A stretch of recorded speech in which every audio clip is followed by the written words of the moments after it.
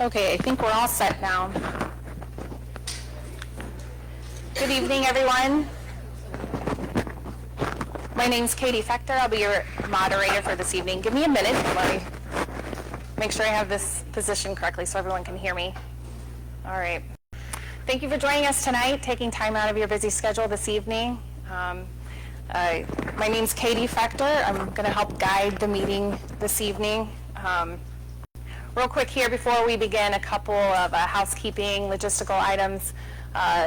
The same doors you came in are the emergency exits, right? So this side, if you go out this side, immediately to your right is the emergency exit. If you exit on the left side, just go straight out the front doors directly in front of those. The restrooms are also off on that side if you didn't see them on your way in. Please silence your cell phones as we begin the meeting here. And we have the media is present tonight, so just be mindful when you're moving around the room not to cut in front of the media, please. All right, I'd like to recognize a few elected officials that are in the room this evening. We have the U.S. Congressman Wesley Bell. He's in the room this evening.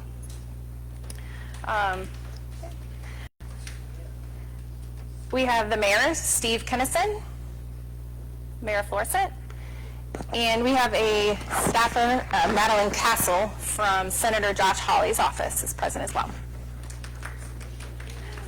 Are there any other elected officials that would like to introduce themselves? Yeah, no, that's okay. Oh, you can come up here, sir. Go for it. You can yell. I just want to be clear of how I see my role. My role is to be here, facilitate, provide resources, provide guidance, provide help until the problem is fixed, until victims, living victims, whomever, are compensated. And so our office is laser focused on that, and we're here until it is done. And so we've met with the Army Corps, we've met with folks on the ground. We have someone detailed to our office who many of you already know, LaRonda Wilson, and absolutely, and the reason that I detailed her to this is because I knew how passionate she was about it. I didn't want to just put some intern on it, and so we are here until the problem is fixed and until you all are comfortable that the problem has been fixed. So thank you for your continued activism and for being involved, staying involved, and we're here for the duration. So thank you.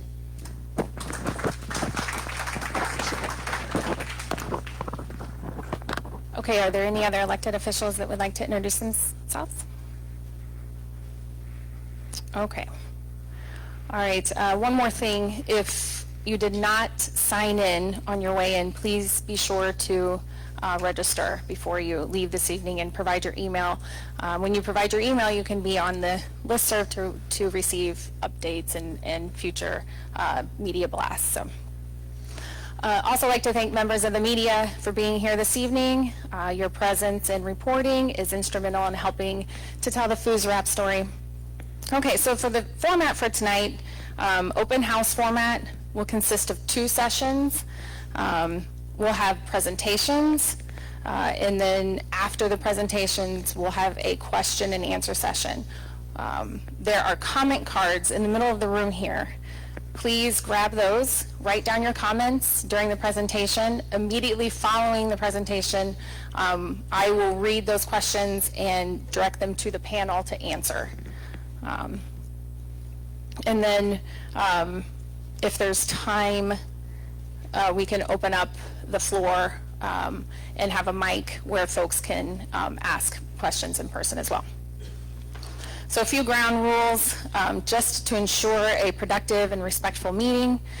Please always maintain an atmosphere of respect. Again, silence your cell phones, please, especially during the presentation. And again, use the comment cards. Comments cards allow everyone to voice their questions and opinions in a safe, judgment-free atmosphere. Okay. And then after the comment session, we will open the floor we'll turn it into the open house session. There's several experts in the rear of the room ready to answer any additional questions you may have after the Q&A. Okay, so at this time, I'd like to introduce the commander of the U.S. Army Corps of Engineers, St. Louis District, Colonel Andy Pannier, and he'll provide the opening remarks for this evening.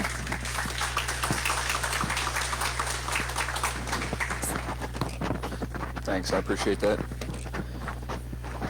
Thanks everyone for being out here tonight. Again, I know that this is a very important issue to all of you. It's very important to us. I thank Representative Bell for being here. Representative Bell actually met with us back in December before he even got into office, because that's how important this is to him, and he wanted to understand what was going on and get the background. And so fortunate that he is your elected official and that he is here and a part of this solution. Again, this is one of our 4 public meetings we do every year, 2 in person, 2 online, just based on feedback from the communities and what formats work best for you. I'm just going to go through a couple things here, and then I'm going to turn it over to my team. The last time I did this, my own fault that we started late because we had some engagement going prior to, and we didn't get through all of what we had to say. Again, that was a learning curve on my part. My team's phenomenal. They were patient with me, but I'm going to make sure we don't go off time.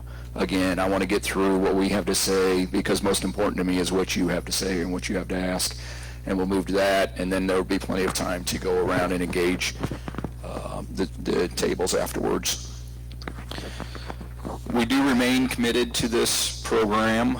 We do remain committed to the solution of remediating all of this and communication with all of you.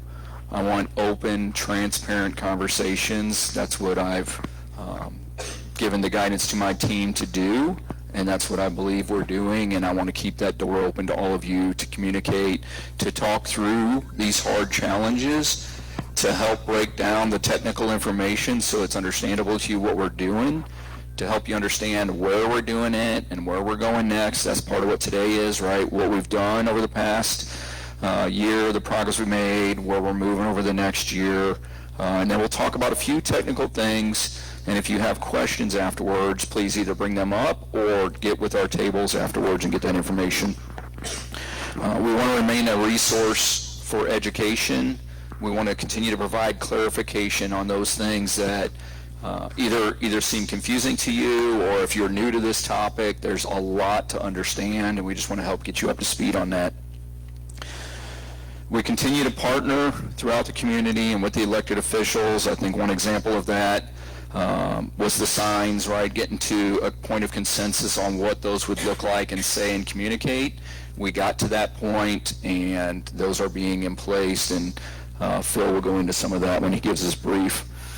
I also want to let you know that, again, the most important part to us is active listening, right? It's your comments, your feedback, your questions. That's what drives what we're doing and how we're communicating back to you. If we understand where there's gaps in information, where your concerns are. I acknowledge that many of you come here with concerns about health. We're not the experts on that. I wish we could be, but we're not, right? Our expertise is finding the material and remediating that to restore the communities in the properties back to a safe, clean condition, right? But I also acknowledge that there's not a lot of public venues to get the information, and so we continue to reach out and try to find resources that we could bring here and provide you a clearinghouse of information. And so I would ask across the community, across our interest groups, across our elected officials, if you can help us find those resources to put in this room to help answer those questions. It's been really difficult to get to that, and we're working hard to find that, but as you experience, I'm experiencing, it's hard to find people that can give that information. But we'll continue to look for that and try to provide that in this venue so that you have a place to come get that. We are committed to making sure this is done. I said this last time. We have over 750 employees in the St. Louis district. They don't all work on this program. We do a lot in the Corps of Engineers, managing the river, the navigation of the river, flood, ecosystem. There's many things we do. This is one piece of it. So they're not all tied to this program. But of all of those people in the district, they all live in this area, right? So we are committed to this. We're not the federal government in Washington, D.C. We're local. We're from here, and we want to see this completed, right?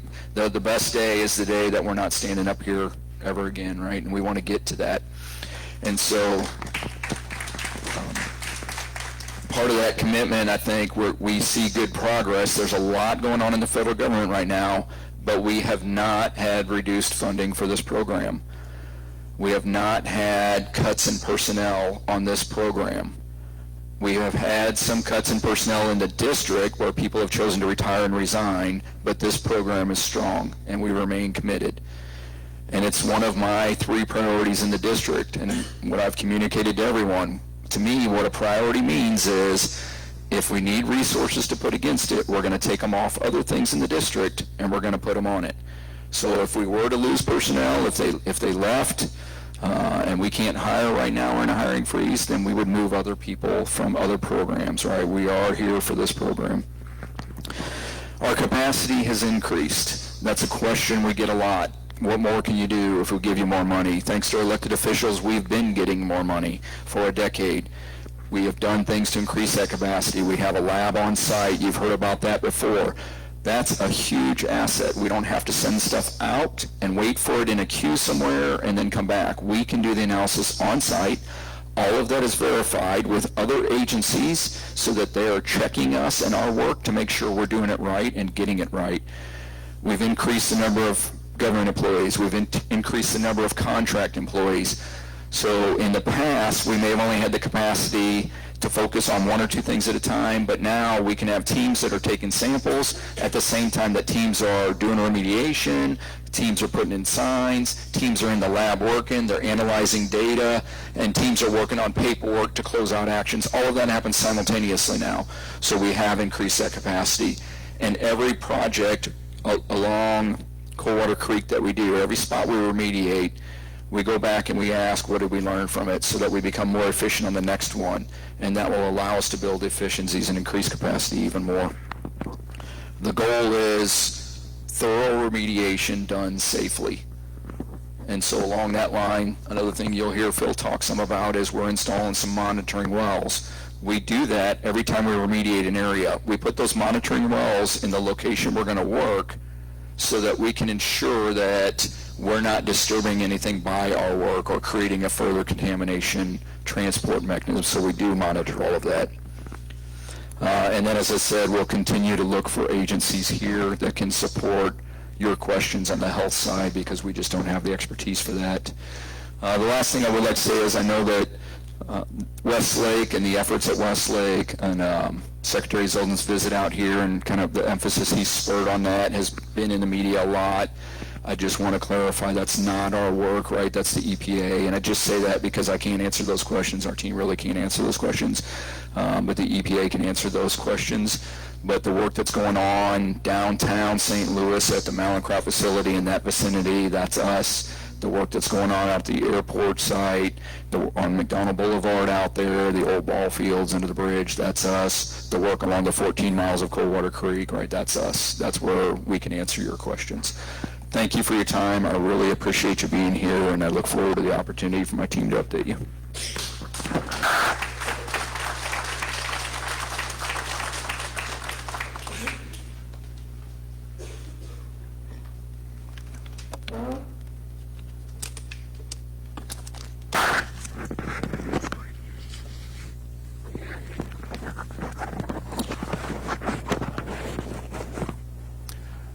All right, see if this works with me just attaching it here. Does everybody hear me okay?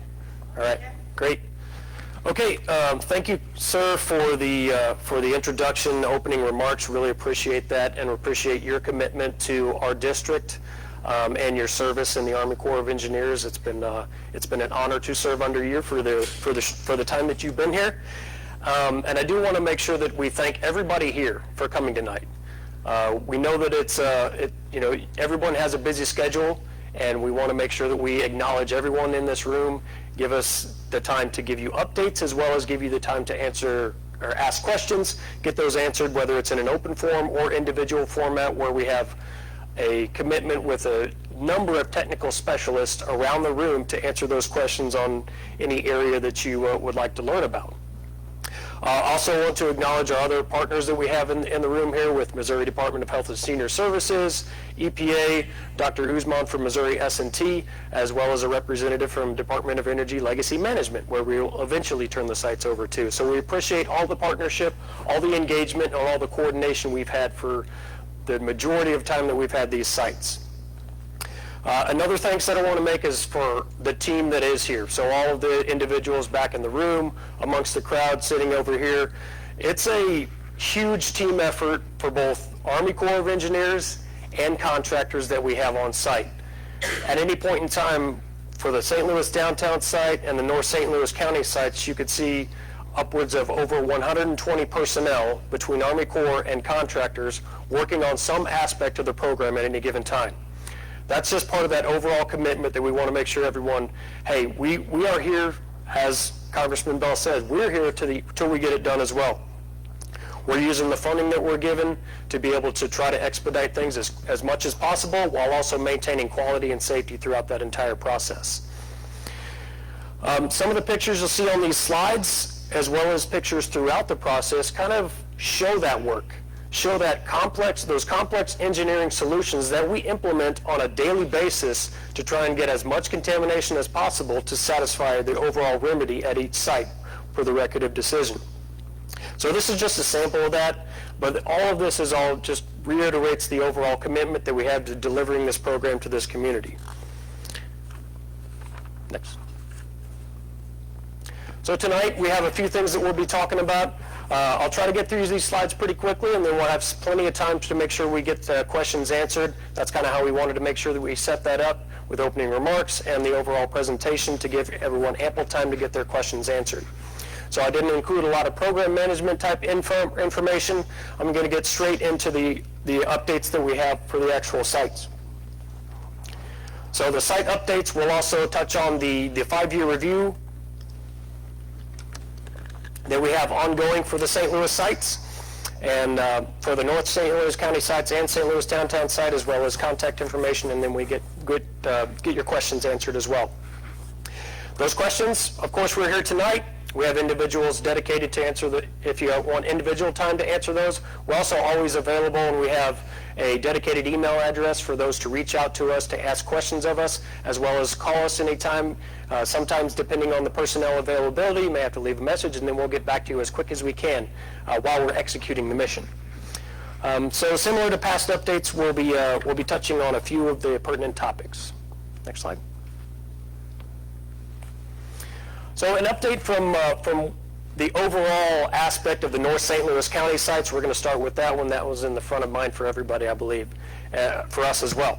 So, of course, the St. Louis Airport site, where our government facilities and laboratory that the Colonel mentioned is located, that's the site that is completed, over 600,000 cubic yards, and then the Latty Avenue properties over 200,000. So if you look at that, nearly 850,000 cubic yards removed already and shipped out of state to a licensed disposal facility. Now we focus, and in the past several recent years, been focusing on the St. Louis Airport site vicinity properties, or SLAPS VPs. Significant progress made up to date, over 290,000 cubic yards removed, and we continue to investigate and evaluate and develop designs throughout Coldwater Creek to make sure that we're getting every last bit of contamination in accordance with our record of decision till we get that commitment done and accomplish the mission. And I wanted to always note that we have maps that are available on our website. It's actually the very beginning of our website. They're the North St. Louis County status maps, where you can go in and take a look at where the actual contamination is. We've been able to do investigations all the way to the Missouri River to be able to pinpoint where the contamination is, so that we can further develop designs and the eventual remediation of those areas. Next. Some of the work we've been doing since our last update, we had an in-person meeting in June, and we had several virtual ones as well. As the Colonel mentioned, we're committed to doing 2 in-person a year from now on, as well as 1 virtual one, so it's basically every quarter alternating in between in-person and virtual.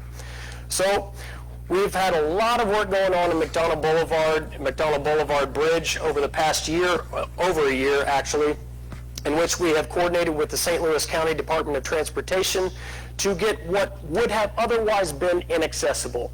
So we always take the opportunity to thank the County Department of Transportation and their ability to work with us, fit us in that overall schedule so we can remove a lot of contamination under McDonald Boulevard in order to get that contamination just out. We've also been working on the former ball fields that's just adjacent to McDonald Boulevard to get that area cleaned up as well. And I think that's the last one. That slide, next one.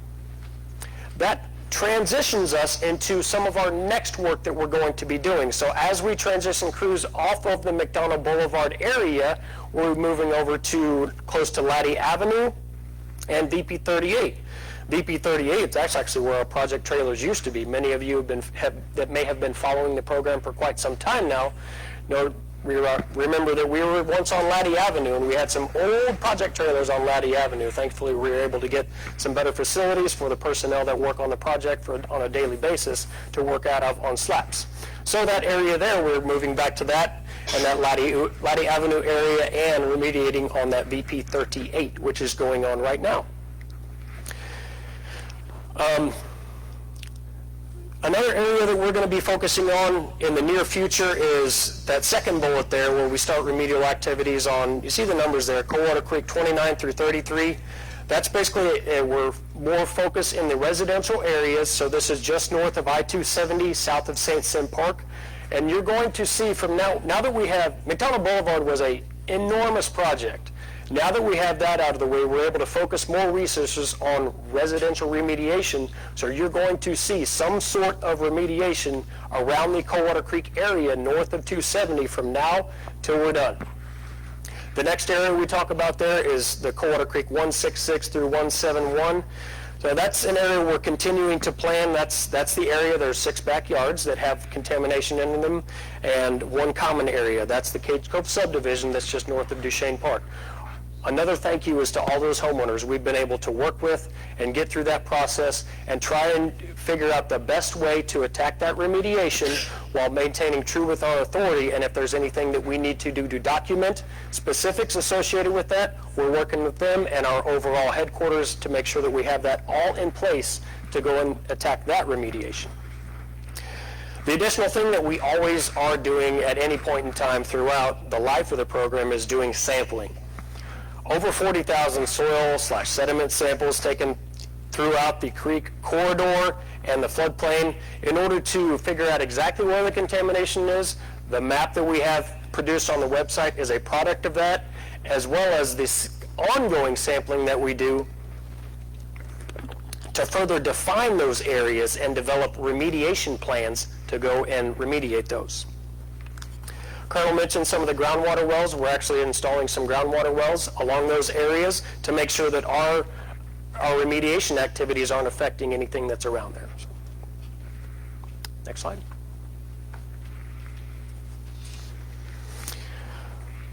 A continuation of what we have been doing in addition to remediation is our inspection program.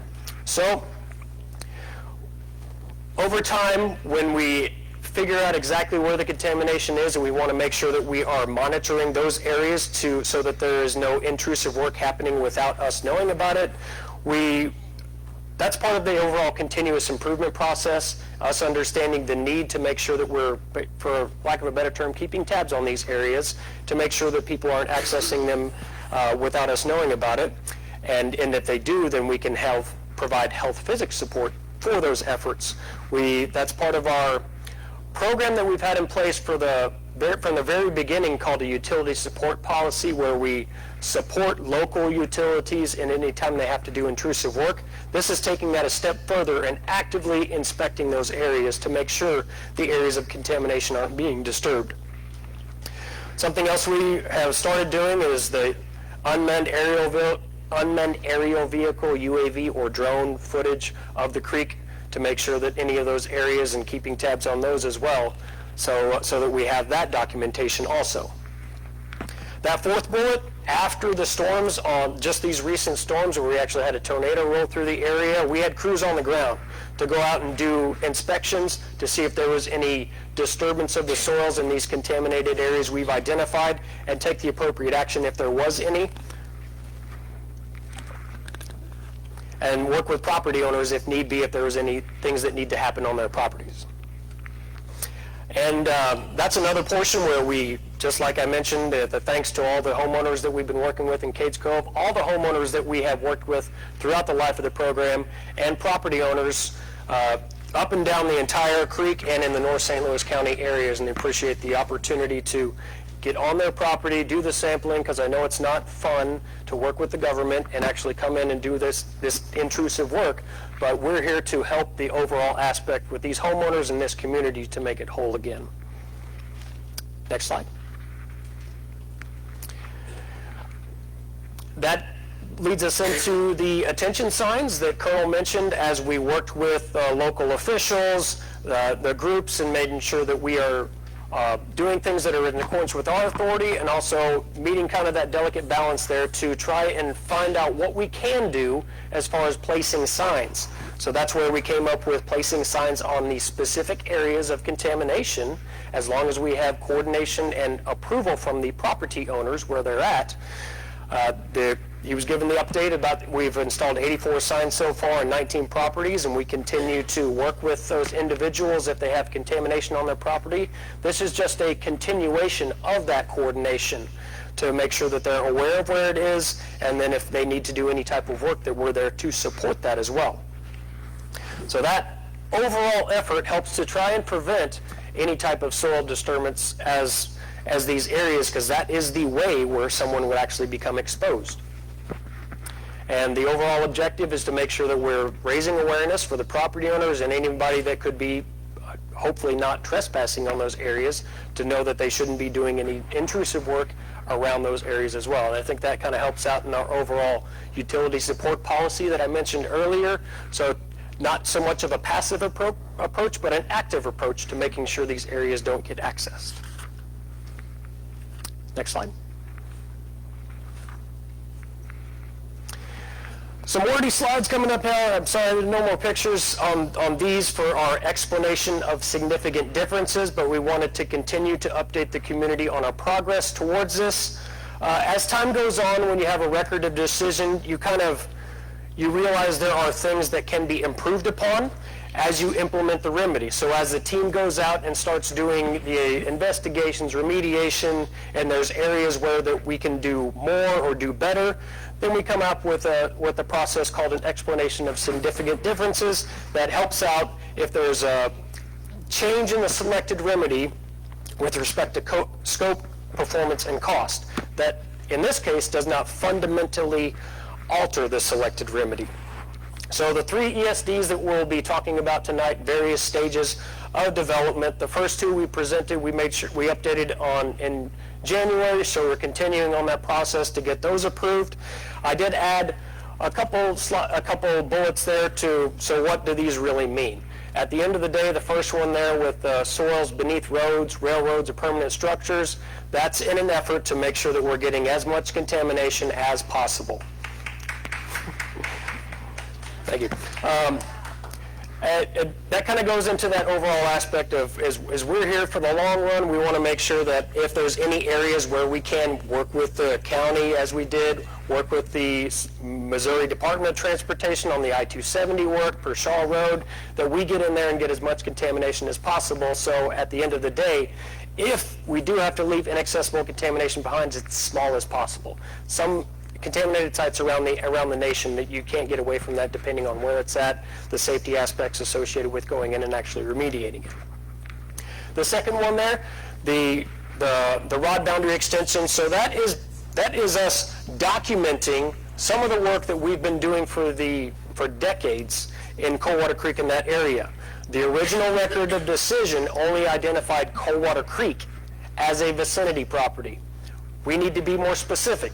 So we identified all of the adjacent properties next to Coldwater Creek as properties. So that's what when you see all those 600 properties adjacent to Coldwater Creek, that's north of Dunn Road, so that is officially added to the record of decision as we continue the work that we've been doing for quite some time now.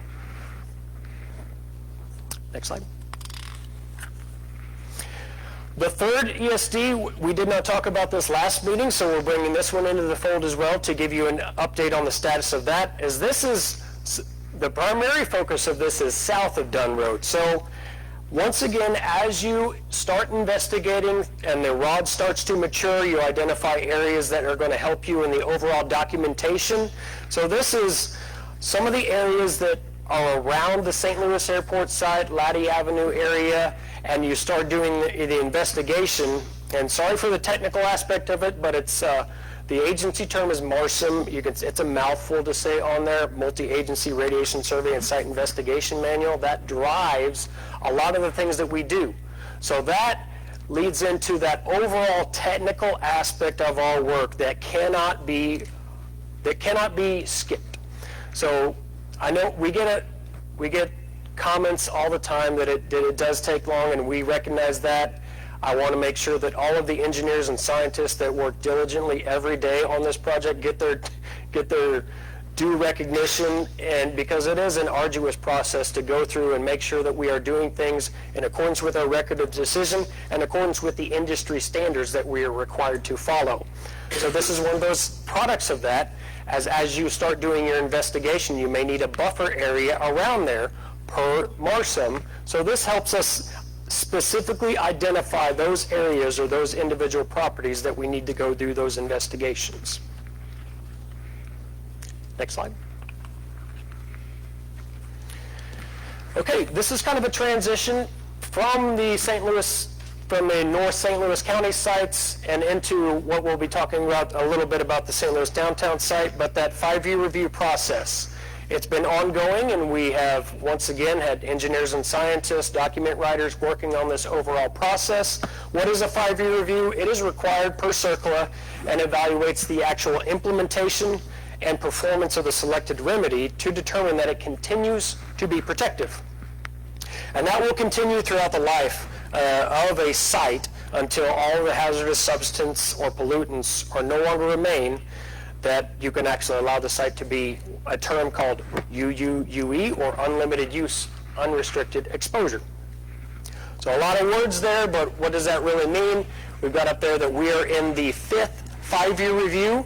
That's why we're doing it here, because we're in that CERCLA process, one for the St. Louis downtown site and one for the North St. Louis County sites. Previous iterations of the 5-year review had them combined, and we've split them out for this iteration. We are in the process of going through reviews on that document, and Joanne, thank you for sending out the forms, and thank you for all of those that have responded to our interview forms. That helps us out in that overall process. If you have concerns, questions, we can officially document those in the 5-year review process. It just overall helps our program get better, whether it's specific things we're doing on the ground or overall community involvement initiatives that we can improve upon. Next. All right, for those, some of you may be familiar with the St. Louis downtown site, but those of you that aren't, always like to give a kind of an awareness of where it's at. Slids is 2.6 miles north of the Gateway Arch. The blue area there, you can see the Mallinckrodt properties highlighted, and then the adjacent properties around there in the record of decision boundaries. The St. Louis downtown site quite a bit further along in its overall completion process, but I think Fitzgerald will definitely tell you that the last portion is often the hardest when it comes down to those specific areas that we need to target and the solutions we have to develop in order to get some of these areas.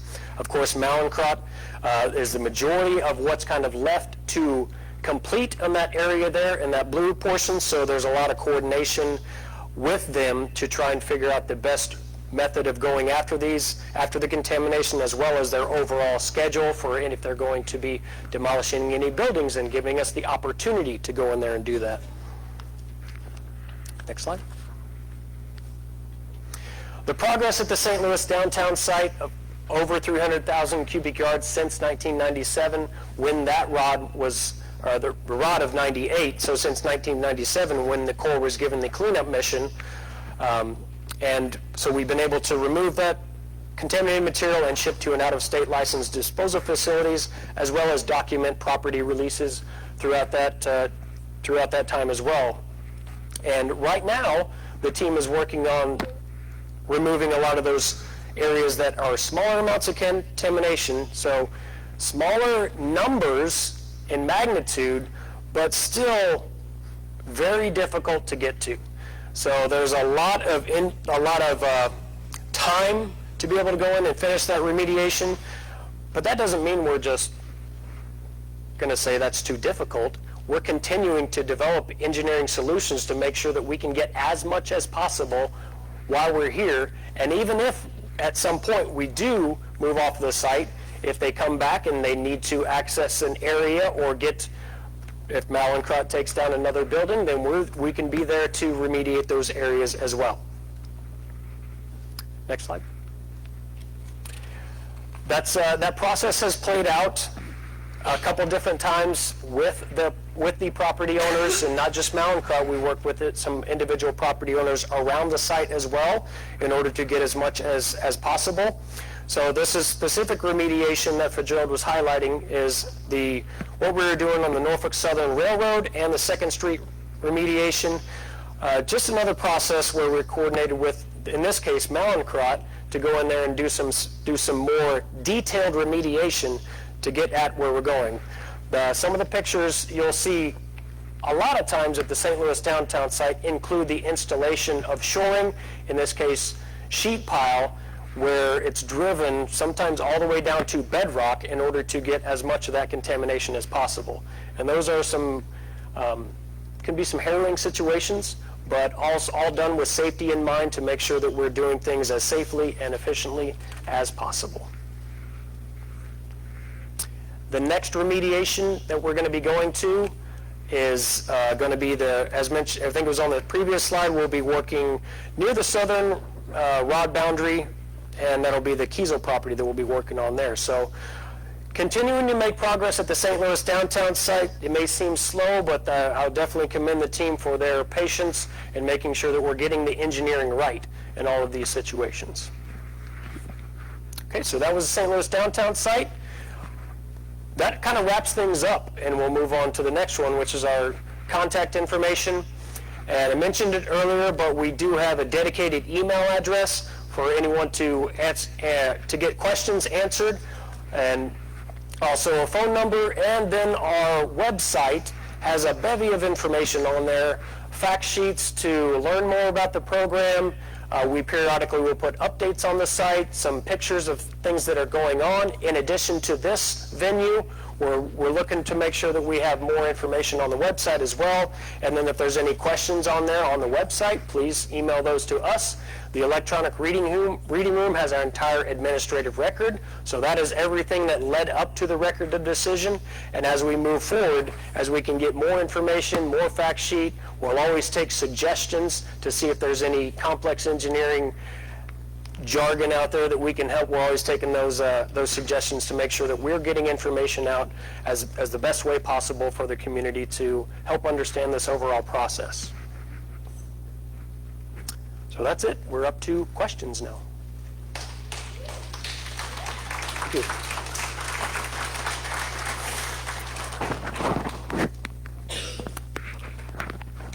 Okay, great. Thank you.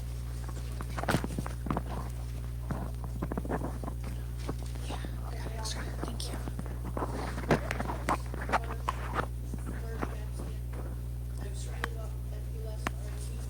Oh, FUSRAP. Formerly utilized Sites Remedial Action Program.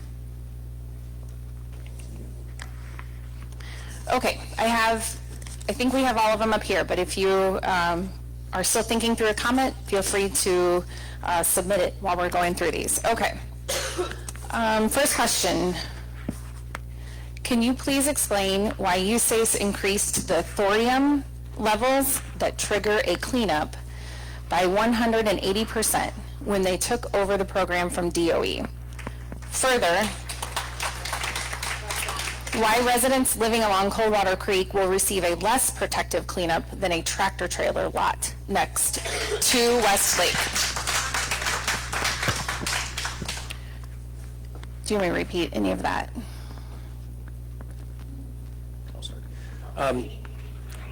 Test. You got this? Okay. I'll start, and then from an overall program management's perspective, and knowing that we are part of a national program in FUSRAP, and we do things in accordance with CERCLA. So nothing that we do is not in accordance with our authorities that we have given to us by Congress, as well as what we can do within CERCLA. So whatever the remediation goal is at a site, you're required to meet, per our purposes, meet unlimited use and unrestricted exposure. So I wasn't around when the ROD was written, but I can attest to you from an overall health physics background that no matter what we do, at the end of the day, whatever the remediation goal is, when we leave a site, it is evaluated, as every site has been, to meet that unlimited use and unrestricted exposure per the CERCLA. Hi, everyone. Just to add to that a little bit, I'll circle back to the thorium-230 question. I believe it was on thorium-230. Is that correct? It didn't designate 230, it just said thorium. You want me to repeat it? Yeah, okay. Nope, Okay. I got it. I've seen that one many times.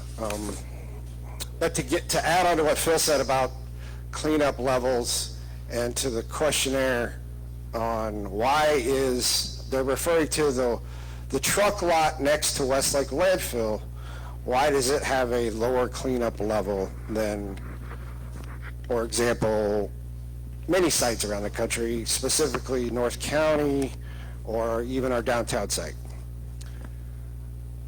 They all follow the same standard, and that is the CERCLA standard.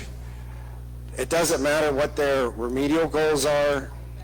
As Phil said, they all have to, at the end of the day, they all have to meet a risk range, UUUE, unlimited use, unrestricted exposure type of use for that land, regardless of what the remedial goals are set at. The thorium-230 issue. Our thorium-230 remedial goals, again, they're just remedial goals. At the end of the day, that is far, our cleanup levels actually achieve much less amounts of thorium-230 uranium than our actual cleanup goals, just by the methodology that we use to remove the contaminants of concern. The thorium-230 level being, 100 and some odd % higher than what DOE had established. DOE never established a cleanup level.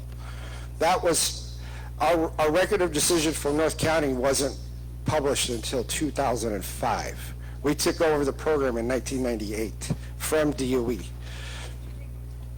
There was no record of decision by DOE.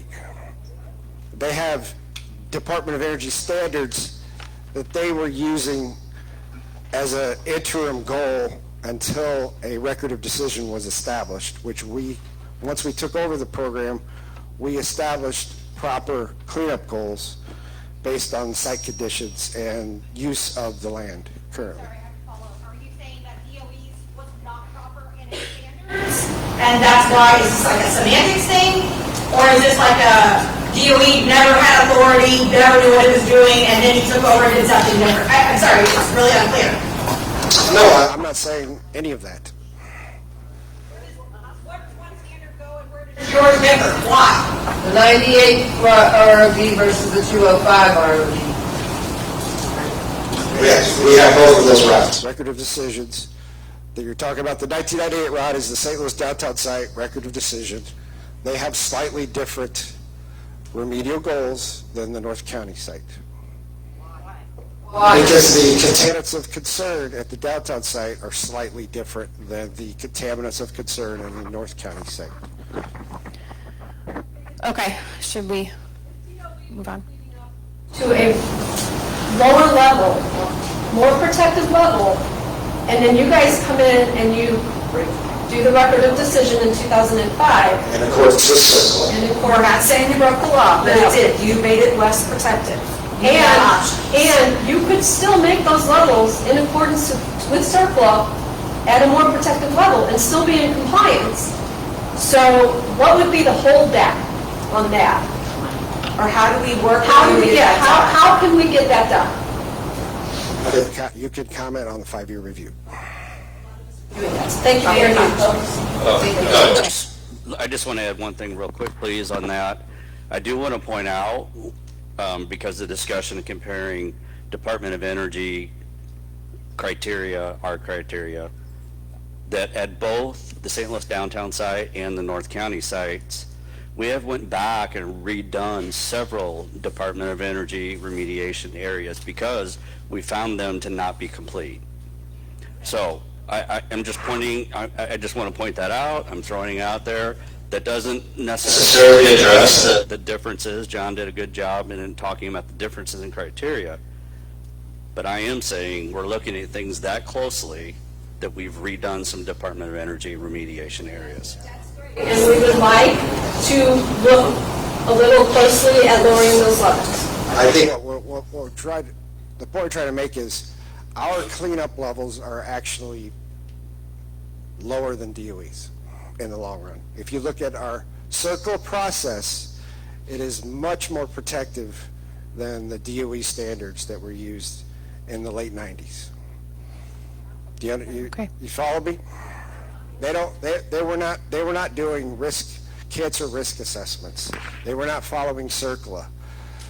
We follow CERCLA as law. So on the table is the 1 out of 10,000 cancer risk allowed in the community versus 1 out of a million cancer risk allowed in the community. That's 100-fold safer to go with the 1 out of a million. You guys are currently doing 1 out of 10,000. The question is why? Why not do the 1 out of a million if that's within the discretion of CERCLA? That would be 100 times more protective under CERCLA law than cancer risk. right.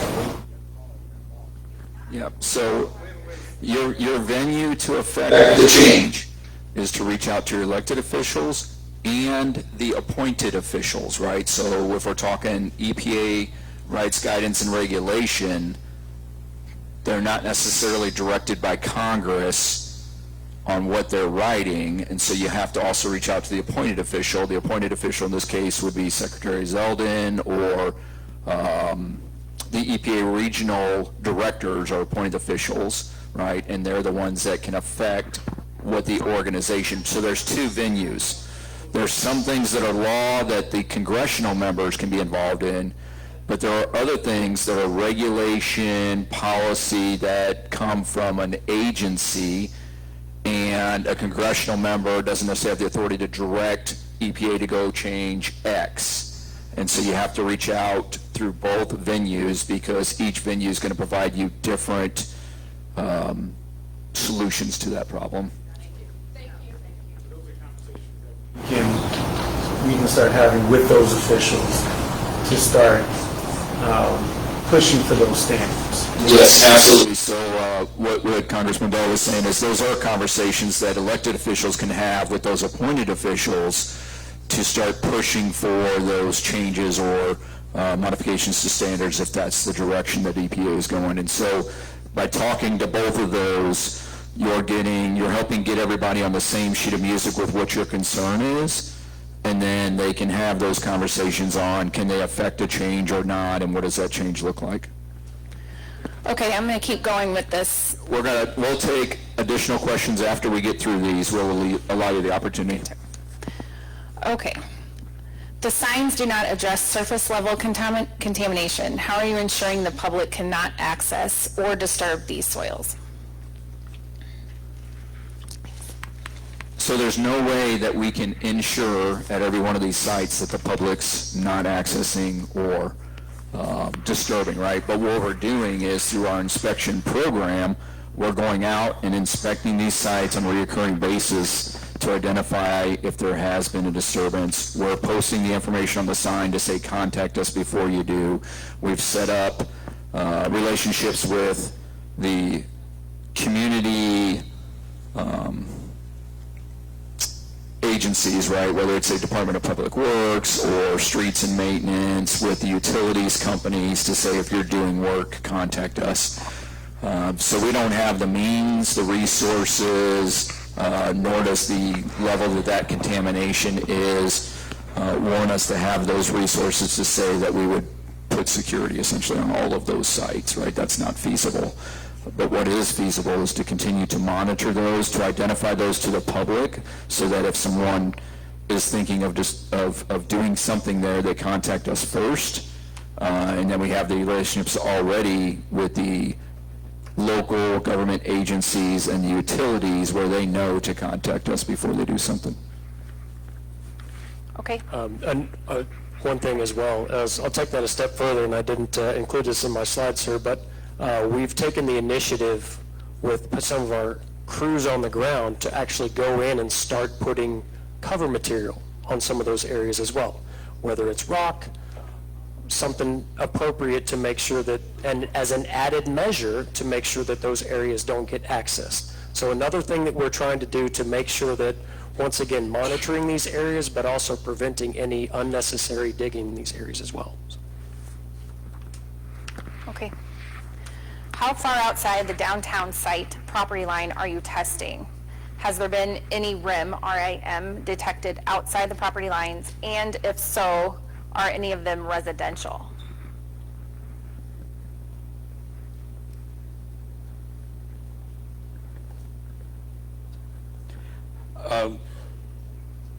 Could you just read the part about, Sure. Is it property line? Is that what was asked about? So we'll just, if it says property line, I'll assume that you mean our rod boundary line. And we have went beyond the rod boundary line in several directions. We will be having an ESD to officially expand the boundary. How far part, if I said a distance, I would just be guessing. I would say we've increased the site probably 2x in total area. Is any residential? The answer is no. There is no residential areas there that in our area of concern. Okay. I think somebody asked about RIM. Yeah. Is there any RIM exposure outside of the boundary, or Has there been any RIM detected outside the property lines? No, there hasn't been any RIM. RIM referring to a unit of radiation exposure.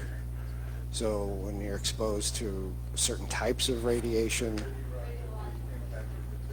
Oh, no, I'm sorry. RIM, R-I-M. Okay. Now it's our property line. That's the question. Outside of the Property line. Yes. Okay, how far outside that property line? Did you see the maps earlier of the downtown site? Yeah. All of those properties were impacted by malacrot contamination.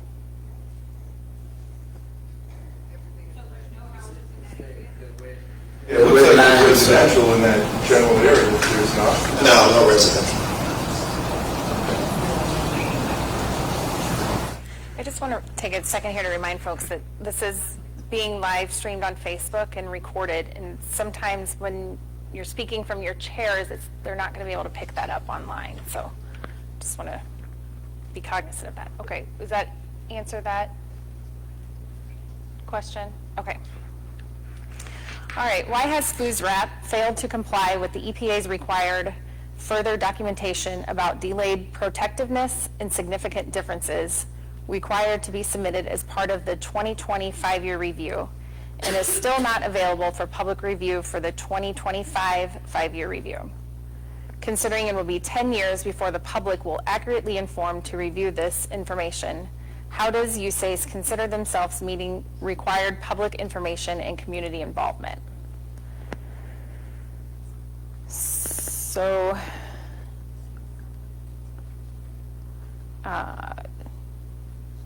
documentation, EPA's required further documentation.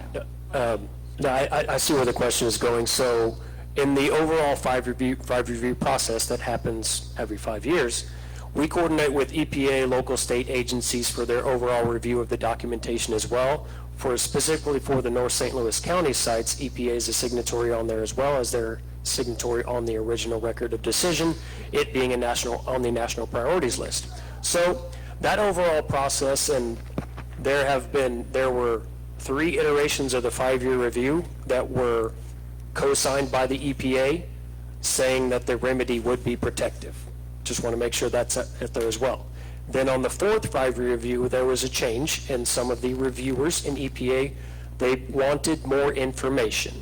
So we have gone through the process of identifying areas where we can provide more information, groundwater monitoring, as well as temporary institutional controls, like we were starting with the signs, with adding the cover material in some of those areas. So some of these overall initiatives that do take time to implement when we get to that point. We've worked through the overall process of doing an addendum to the 4th 5-year review to add some of those aspects to that and start using those and identify those to be part of that overall 5th 5-year review process. And the 4th 5-year review, I believe it was published. I think it is out on the website, right, Joanne? And then the 5th 5-year will go through that iteration and be published on the website as well. That 5th 5-year review is due in August, so we're going through the internal review process, and that will go through the regulatory review process as well, like all of our other documents. Right. The addendum will be published and be out there as well to identify the areas where we have improved in our overall aspects that EPA had pointed out. Okay, thank you. All right, next question. In 2014, DHSS was requesting agencies, that includes CDC, us, the Army Corps of Engineers, National Center for Environmental Health, requesting those agencies to consider performing a dose reconstructive study that includes evaluation of past and current radiological exposures in communities located near the Coldwater Creek area. Will you be implementing these studies?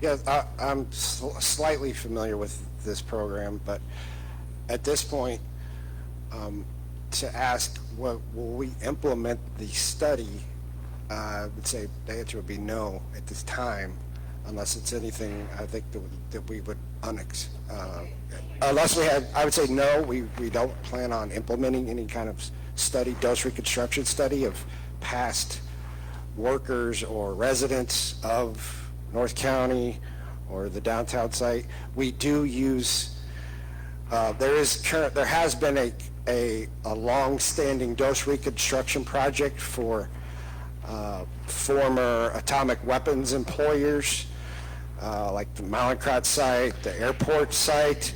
We do currently use, and we have always used the records from that program to supplement our investigations and our cleanup process. So accurate in the first place? So this is something that would go out of our lane and our area of expertise, right?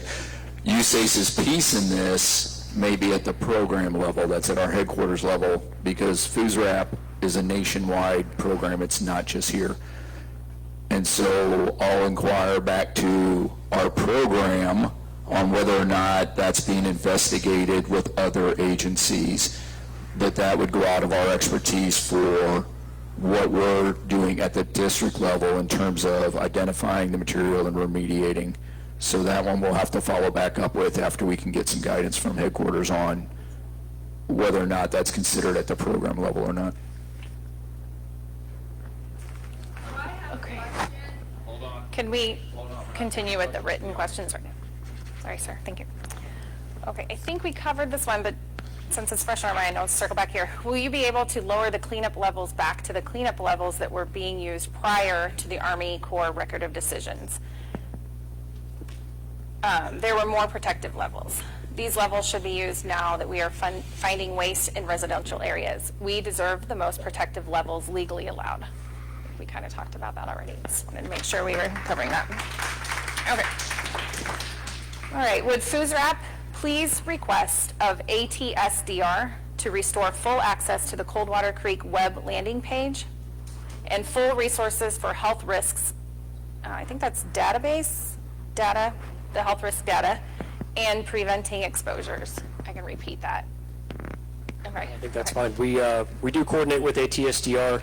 I mentioned we coordinate with EPA and the Missouri Department of Health and Senior Services and Missouri Department of Natural Resources, so we will definitely make sure that that concern and question and recommendation is forwarded to the ATSDR. Would you make that request? I know you said forward it, but could you make the request? That's not within our authority to make the request. We can share your request for the information, but we have no authority over ATSDR. Okay.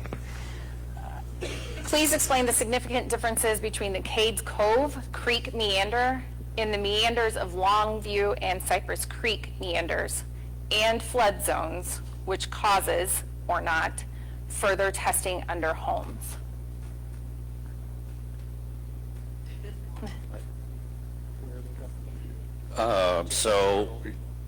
I'm not specifically familiar with the two meanders. I assume that those are actually tributaries, I think, sounds like from the names. So rather than try to give an answer on something I don't specifically know, I will try to relate the situation that we know of at Cades Cove and how it would relate to, say, a tributary of Cades Cove, Coldwater Creek. So at Cades Cove, what we have is the historic location of Coldwater Creek.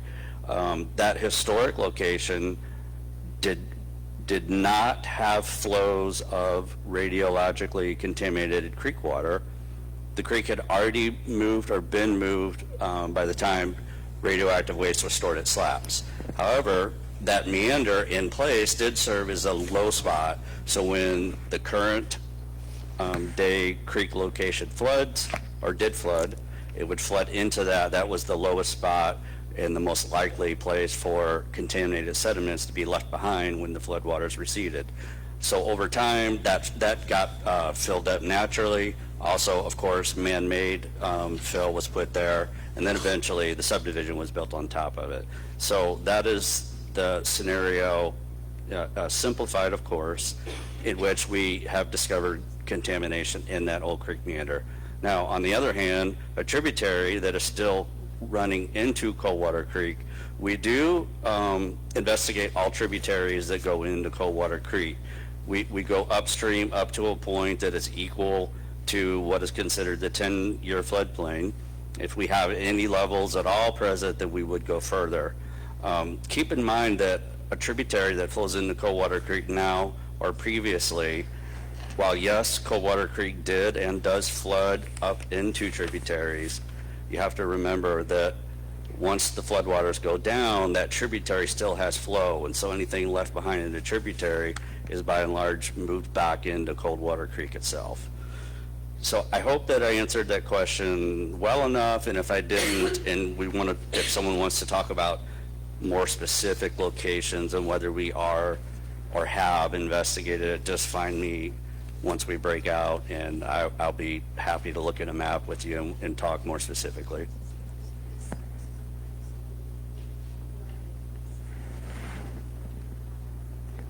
Oh, okay, yes. So if the question is talking about an area upstream from the airport, just it is out of our RAD boundary, first of all. Second of all, the situation that I explained with the tributary also would apply to upstream of Coldwater Creek. So there has been this ongoing debate, can contaminated materials move upstream in Coldwater Creek And I would say we've asked for help in getting that modeled, and the model shows that it can't happen. But I would just go back to what I described in the tributaries, and if something could somehow make its way upstream, any subsequent flows is going to move it back down to its original location and beyond. I don't think so. But again, whoever asked the question, if you want to talk more specifically once we break out into the open house format, I'm glad to talk more about it. Great. You've stated at previous meetings that to investigate all you need is proof, a picture or a document. With all of the flooding that has been going on and rerouting of the creek, erosion is happening. What is being done about it? Why have tributaries not been tested? Yeah, I think it's kind of the same. Yeah, so I think that I gave the answer on the tributaries.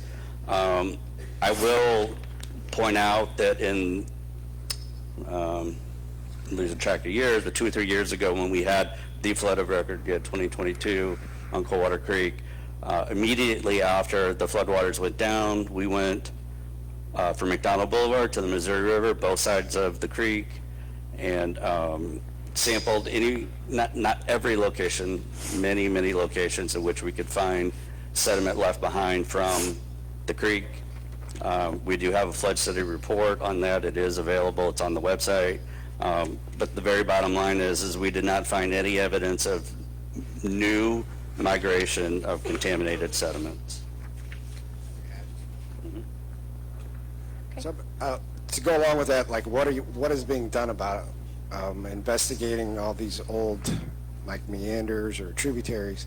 We look at everything on all of these, more than 700 properties north of 270. We go back 100 years in time approximately, and we look at historical topography, historical land movements, any possible disposition of contamination that could have happened. Robin and his team really, they look at every possible scenario and go out and sample it. They put borings in, they go down 20, 30, 40 feet sometimes to look at a historic surface that was there in the 40s, 50s, 20s, everything. So it's very thoroughly investigated. So I'll add a couple things here. One is it's not within the reasonable capacity to examine every what if. Because if we examine every what if, we're not going to have anybody remediating what is, which are the red spots on the map. So we've got to stay focused on remediating what we know is there. When we've completed that, or when we have some capacity beyond that, then there may be opportunities, if we have credible information to believe that something is somewhere that we did not detect, to go back and look at that.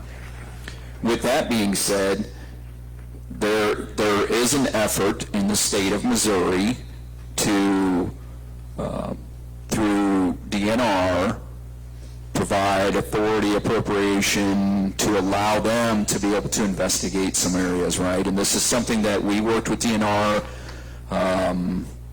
to try to implement some kind of effort on the state's part to say, if there are citizens concerned about something in an area that we have not gotten to, do you have capacity to do it?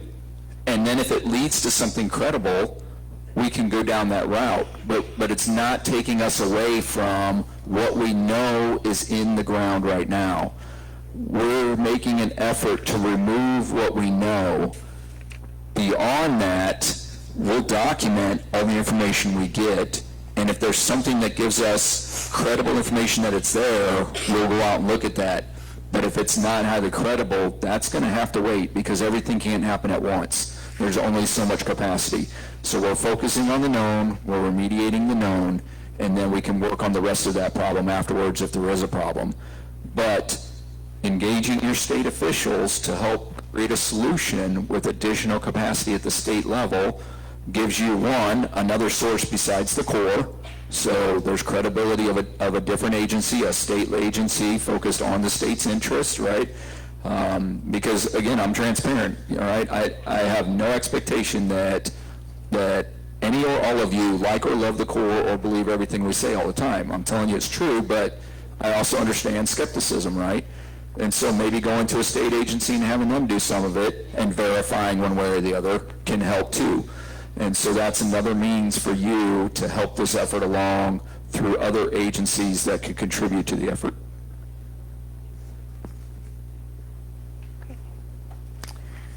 We're going to combine a couple of these. Do you all plan to release the data that shows how shallow or how deep contamination is surrounding the creek, specifically in areas in which remediation is required? And then I think we covered this too, but there was a question about, has a date been set to start the cleanup of contaminants along Coldwater Creek in Florissant? Those are kind of, I can break those apart. I think that we've made a good effort to try and get information out with our status maps. I believe there's always an appetite for more, and I think that we can always look for opportunities for that. And we've been looking at solutions as far as a team goes to be able to try and get more real-time information, whether it's a property status, specific areas of contamination, things like that. So those are areas that we're kind of looking at in addition to the normal workload that we have, like the Colonel mentioned, as far as making sure that the team we're dedicating all resources to finding, doing designs, and remediating the contamination is there. So as the team has individual opportunities and time to work on other initiatives like that, then we can look at some things like that. So as we've got the status maps up there, we can always field individual questions about areas, especially from the specific property owners, and we do give that information to them so that they are well aware of where the contamination is, how deep it is, and the overall time frame to get to it.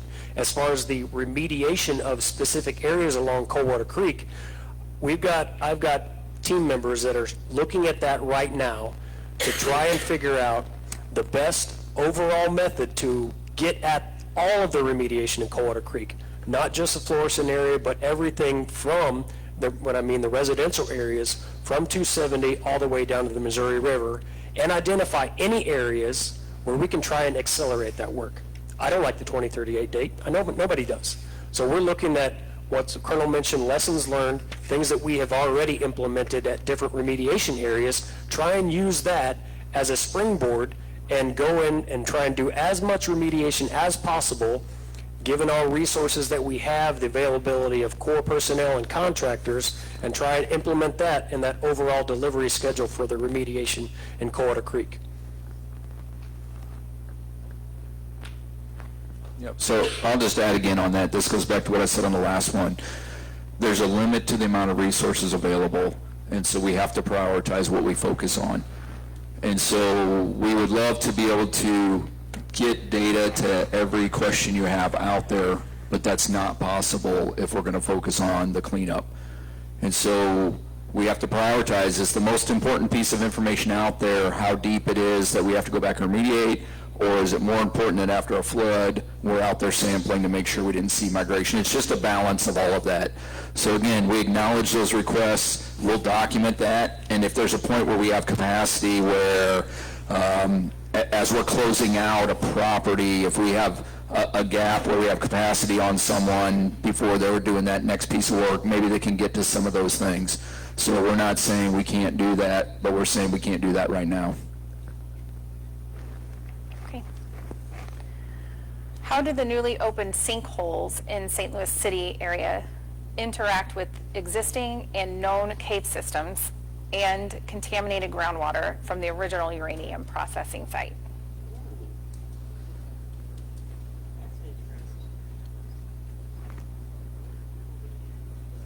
There are no sinkholes on the downtown site, the St. Louis downtown site, in that record of decision boundary. I believe there are some that were quite a ways away, but that is not something that would affect the actual contamination on the site. Okay. This is in regards to St. Anne Park.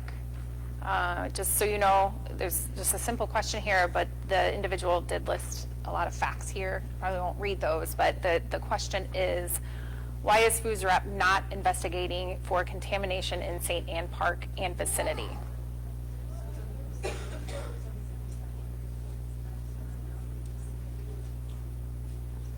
Yeah, that's to go along with one of the questions from earlier as far as where we are sampling, where we're not sampling. If it's not part of our overall record of decision boundary that was developed with a lot of historical research to figure out exactly where we should go sample, then it's outside the boundary and something that we're not sampling unless we have credible evidence to go and actually do that.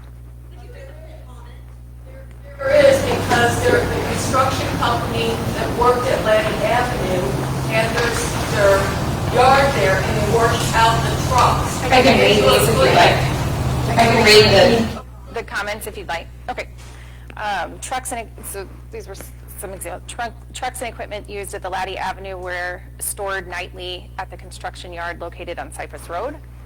Number 2 was an adjacent creek next to the construction yard, and the equipment washed hoses off into the creek. And the 3rd, the creek flows into Coldwater Creek. There are reported cancers and autoimmune illnesses around St. Anne Park. Number 5, St. Anne Park and residents flood when the creek overflows, heavy rains. And then finally, number 6, the truck originated at Laddie Avenue with the contamination. They're referring to BK, B&K trucking, and we, yeah, of course. They also well, I mean, we spent a lot of time tracking all of the scenarios down with the trucking company. They also truck waste from, I mean, they were the major player in moving waste from Laddie Avenue to Westlake Landfill. So we have a dual responsibility with the EPA and the PRPs for Westlake Landfill to look at fate and transport of contamination in North County between our sites and Westlake. So we did a haul route study. DOE did a haul route study, and we found nothing related to St. Anne Park or Cypress as well. So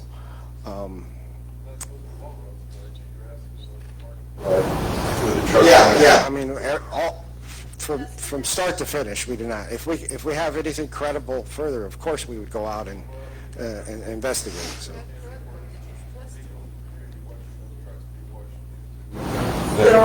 Understood.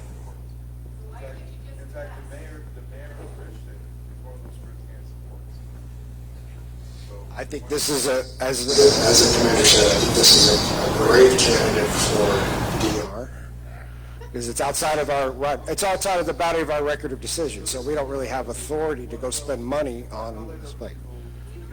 You said that if you didn't cause, you would go look, and now you're saying, I'm not.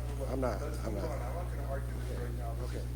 Colonel, please follow up on that one with our community, please, because that was a violation of what you guys have been saying. Clearly, go back and watch the video. Okay. So if we Let me get back to the written questions, please, sir. Well, he started. But we'll come back. Okay. Try to do it light. Let's see. Is the city of Florissant a Superfund site now, since we have a TANA team, T-A-N-A? TANA team. No, that's the portion of our program that is different than Superfund. FUSRAP is given, the Army Corps of Engineers is given the specific mission for FUSRAP, so we are the lead agency for the cleanup of the FUSRAP sites, whereas different from Superfund, where EPA is in charge of the Superfund aspect. So we are similar, but not the same. Okay. We're at 7:20, and we're down to the last 2 pages. There's multiple questions on these. We'll get through them. Okay, are people afraid to get property checked around Jana, and I assume, and Heatherton, other side of the creek where the homes are not checked, no signups, why? I can rephrase that, maybe? Did that? Okay, so are people afraid to get the property checked around Jana? There must be another area, Heatherton, which is on the other side of the creek where homes are. There's no checks, not getting checked, no signups, why? Yeah, I'll answer that as best I can from an overall perspective on how we go about doing our sampling, and the contaminants that we know of, like for instance, near Jana Elementary, the contamination was on the creek bank, and we went through an extensive process to verify that there was indeed not contamination inside the school. It was all naturally occurring radioactive material. That took away crews from active remediation, from active sampling. We spent around $1 million and a half to go and verify what we already knew from the conceptual site model, as well as other agencies, EPA, Missouri Department of Health and Senior Services, concurring with that finding. We will always go and investigate areas that do need investigating, and we'll always do sampling where we need to do sampling. When it comes down to specific areas that where we have already identified a need, we're going to go and do that. As far as testing inside homes, that's an area, if need be, we can. But if it doesn't, there's no causal link, then we are at a point where we're done sampling. We were there at Jana Elementary, yet we went and did more because of a report of contamination, not because of actual contamination, because of a report of contamination. So that's an aspect there that we want to make sure that it is understood that we will go investigate and do more if needed.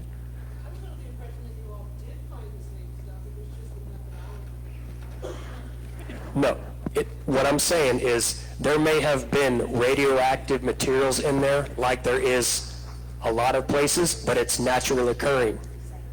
We once again came to that conclusion. Savannah River National Laboratory, one of the foremost organizations to review those, concurred with those findings.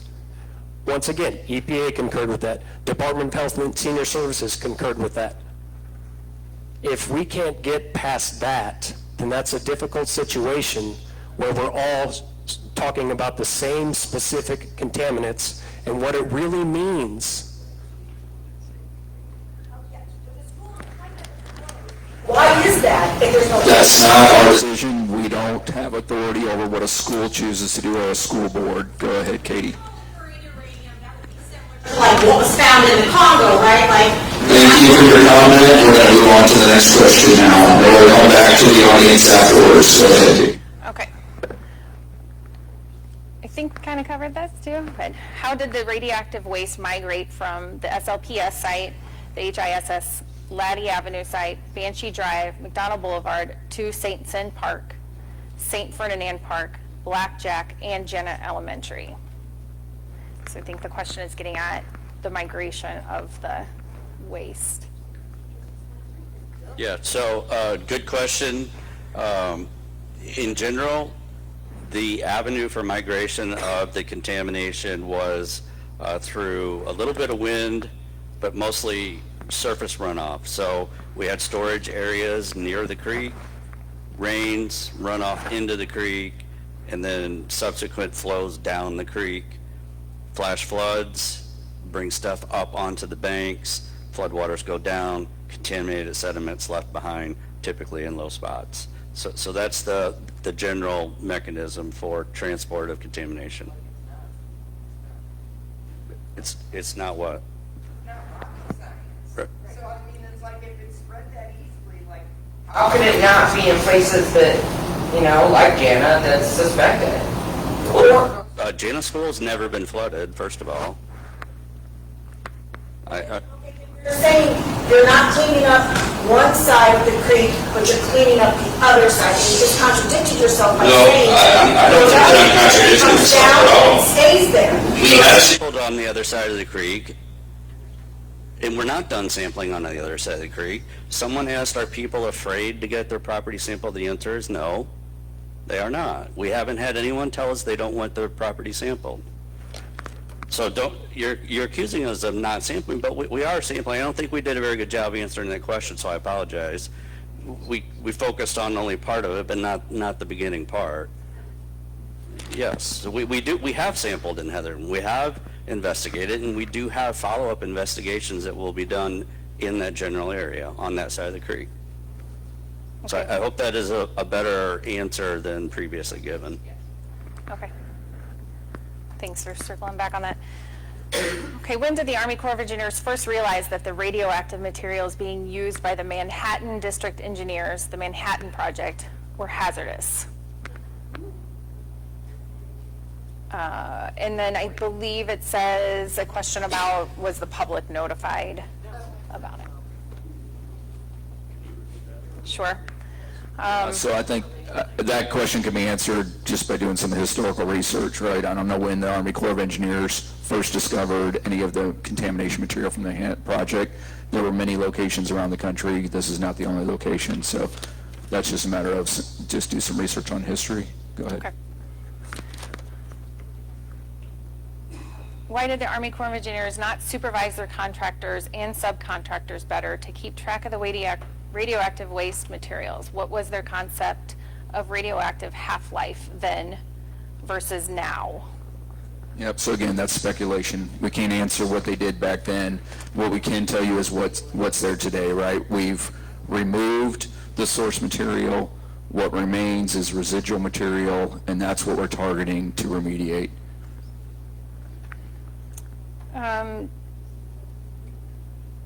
Why are there so few signs on public property areas?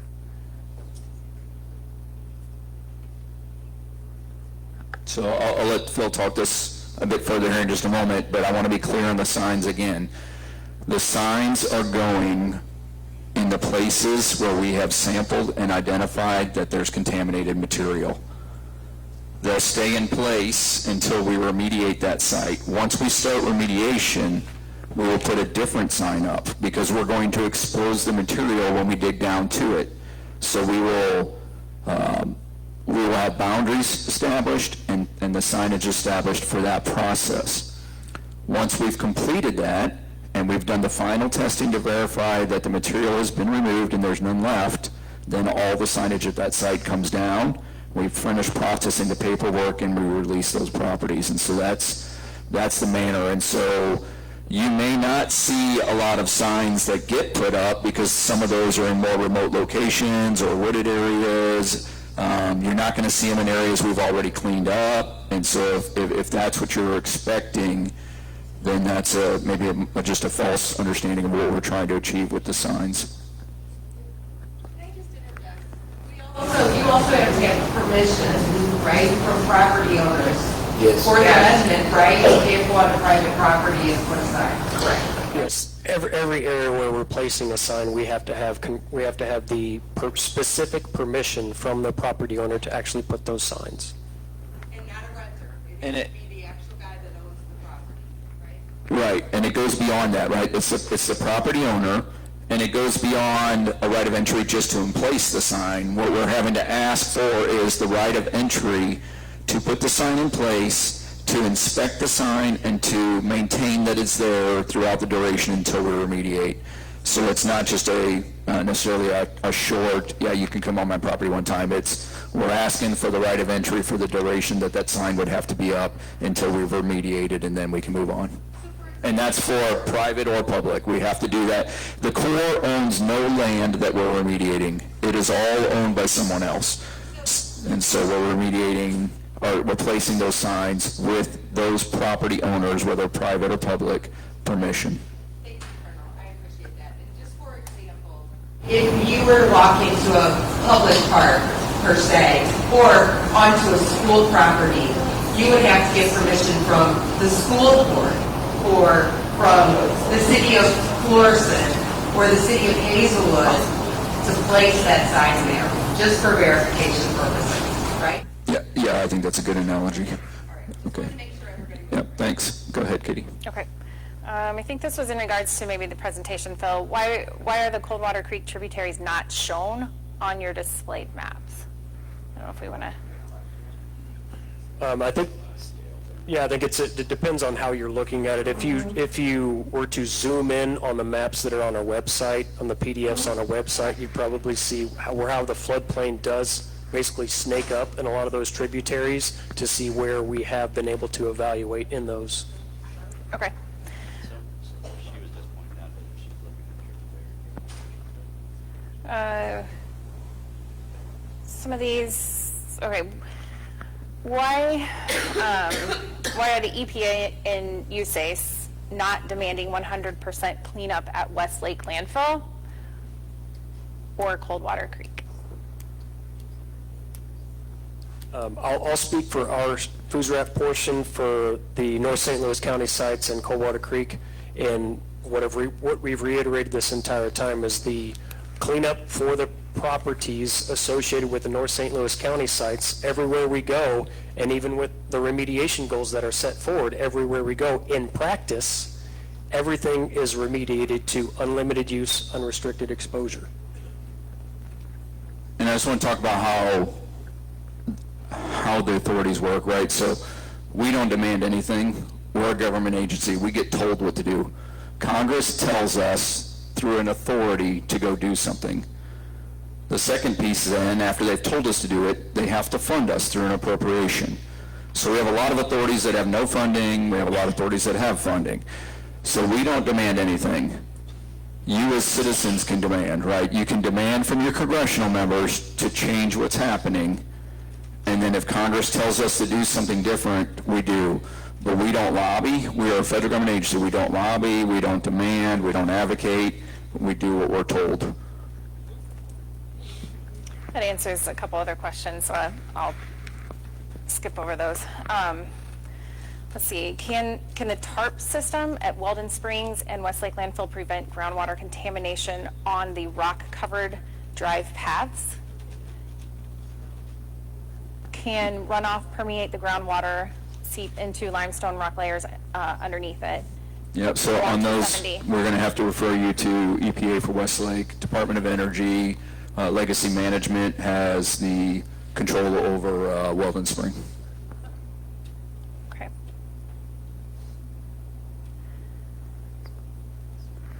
Why doesn't USACE and FUSRAP workers, the concept of, this is quoted, safe levels of radioactive, agree with medical professionals as, I assume it's getting at the health risk, right? The medical professor's opinion of health risk. Do you keep maps showing medical clusters of similar illnesses in St. Louis County? Yeah, so again, we're not the health agency, right? We're not the health expert. That's not our lane or our role. We don't have that inherent knowledge. And we're not making the determination on any of these numbers, right? This is what's told to us by the policy, the regulation, the law that is out there, and then that's what we follow. So USACE doesn't determine that. That's determined by other agencies and then directed to us.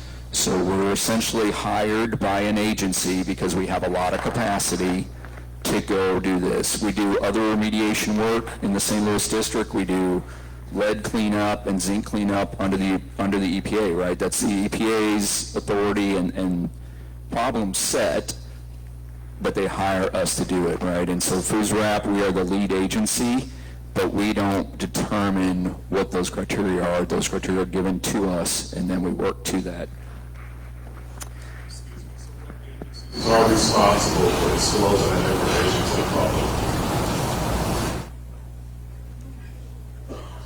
The question was what agencies are responsible for the health risk? There's agencies that disclose that information to them.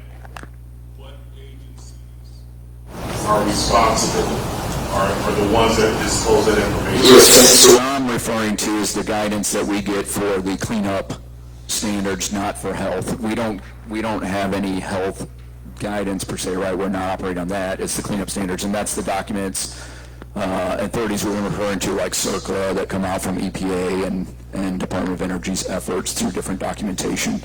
The health side, I don't know who you go to for the health side for what those numbers are or how they're figured.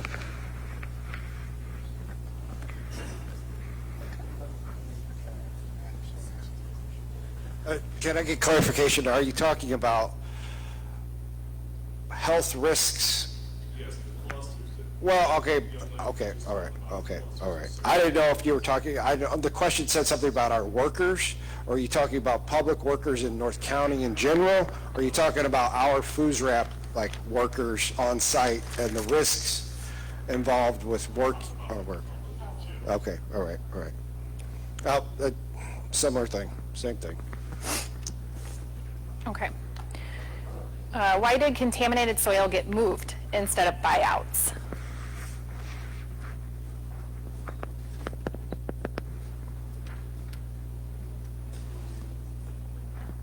Say that again. Sure. Why did contaminated soil get moved instead of buyouts? Why did it? It's saying, why did it, why? So if that's referring to why did soil get moved from original locations and such, that's, again, we'd have to go back to history records, and I don't know if we'd ever find the why, right? Things are understood much more now than they were then. We move soil because we remove it. We move it to our yard where we then get it into containerized special rail cars to get to a certified disposal facility. Okay, there's two comments here. I'll read those real quick. We have to be out of here by 8. That's my understanding, correct? Just go ahead and hold there. Okay. I'll take over from here. I'll moderate the rest of this. So if you want to move around the room and go to our tables, because we only have 20 minutes, you're free to do that and continue to listen to the conversation. I thank you. You've done a wonderful job, but I'll make sure I control this. So we'll go to open questions. I need you to go around with a microphone, make sure they can hear. Raise your hand. So what I'm going to say is, it's the same rules as we did last time. You can ask a question. I'm going to ask you to stand up here and get in the line, because then we can see what the capacity is and I can help move that along. But you get one question. If you have a follow-up, move to the back of the line and ask again, because otherwise you're going to dominate a conversation and everybody else that has a question won't get to ask it. Check, check. Go ahead. You would. Okay. All right, real quick yes or no question. If the state funds are used to investigate and we find something, we reimburse the state. I think that process to play out, we'd have to see how the framework of any of that, Harvey, and I think that we would work through that process. If there was some sort of a link back to our authority and our program, then that would probably be something that we would work out as far as funding goes. Yeah, I was a little confused about the transporting of the soil. When it's transported from certain areas around town that we have seen, one, Jana being included, you did mention that you feel that there was no contaminants there, but 250 plus truckloads were removed, and me watching with my own eyes and videotaping, the trucks that were coming out of that area are not covered, clamped down, as you were stating. When it gets to the railways, they clamp them down and are fully covered.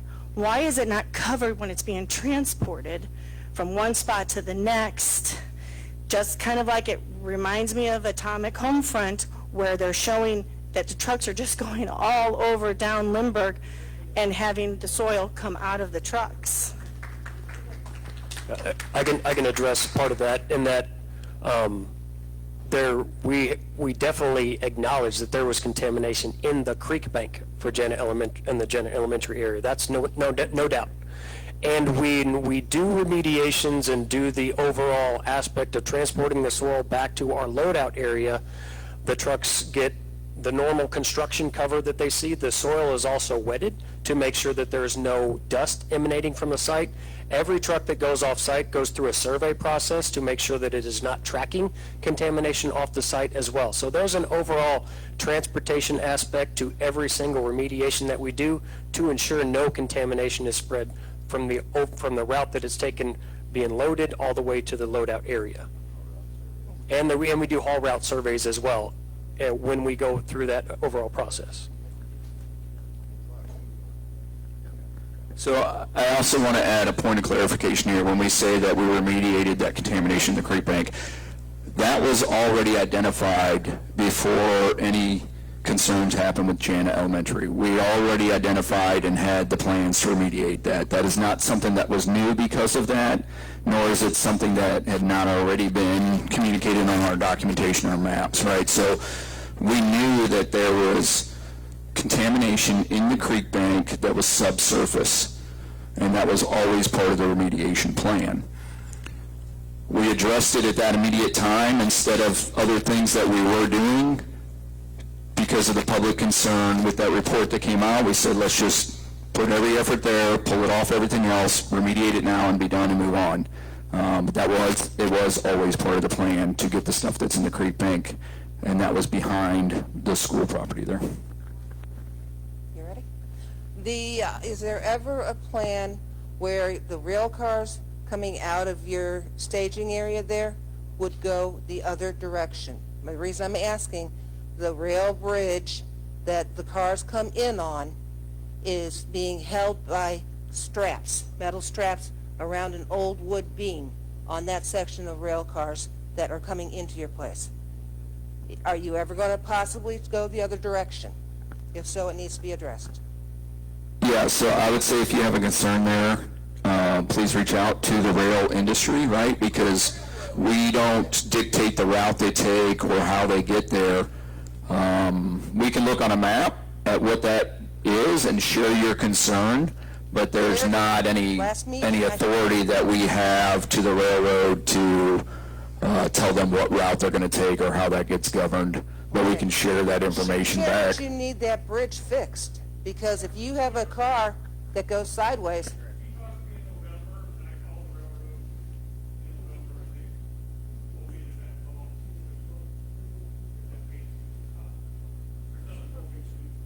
okay, so it has to go to the railroad.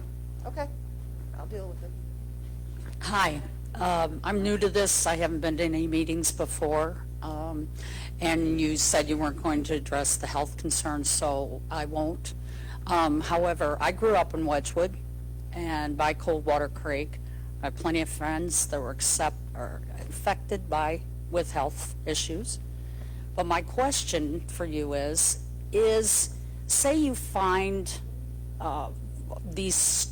there's been flooding on these yards that are by Coldwater Creek, back up to it, and you find that that soil is contaminated, and you do your remediation and all that.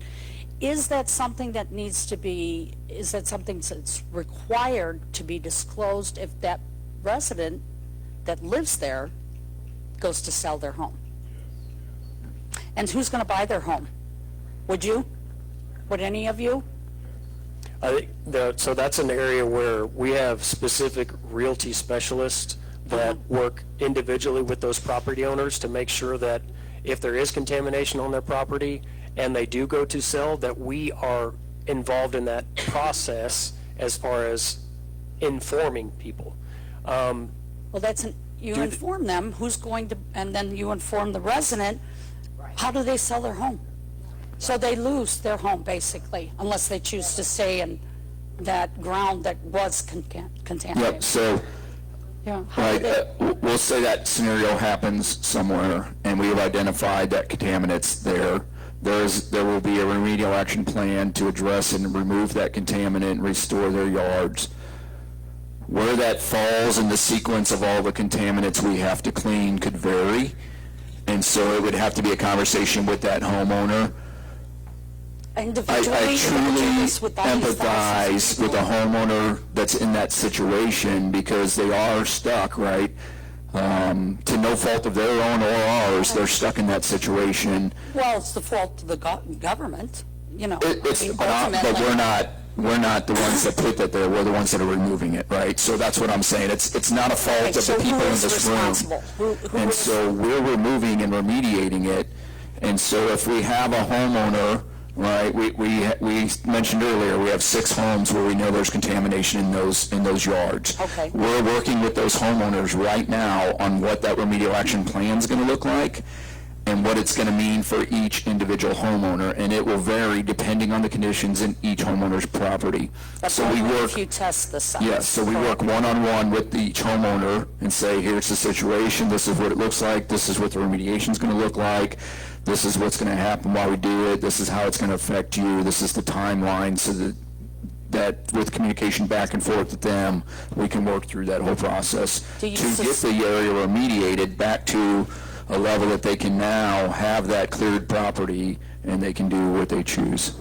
I mean, isn't that ultimately what's going to happen with a lot of this? Is it No, there's residential yards? no, there's not a lot of, correct me if I say I'm wrong, but of all the sampling we've done, there's not a lot of contamination on residential properties. There's been in some public areas, there's in the creek banks, but it's not like a significant number of properties have this and they're waiting for us to clean it But I up. thought you weren't testing the residential properties. We do very test much. residential properties. If there's indication that there's contaminant there, we continue testing until we find no. So really, contaminant. So- you don't have an answer on what's going to happen. Let me talk to you more afterwards, because I think I answered your question, but we can go back and answer it in more detail, so we can Thank move you. on, okay?